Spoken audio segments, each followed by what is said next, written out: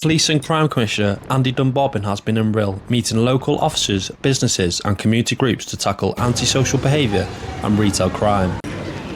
Alongside North Wales Police, he visited the town centre and West End to see firsthand the challenges facing the community and the work already underway to address them.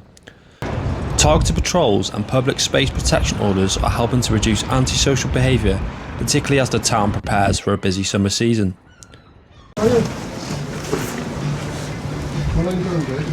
It's, people want to come into a town and feel safe and go about their business and it be a place to dwell, to meet friends, but fortunately you have got that element of antisocial behaviour that can put some people off.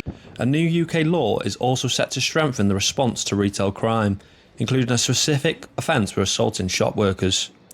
But it's not just enforcement. Community organisations like Blossom and Bloom are providing vital support for local families.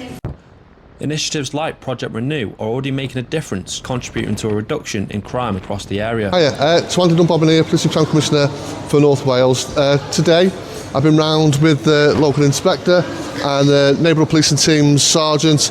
We're going around Rhyl High Street and other places as well across Rhyl. We've been to the White Rose Centre, seen some retailers there just coming in now. The place is really booming, as you can see. Police and Crime Commissioner said Rhyl is a proud town, and by working together we can tackle antisocial behaviour and make sure people feel safe. Partners say continued collaboration will be key to keeping Rhyl safe and supporting its future.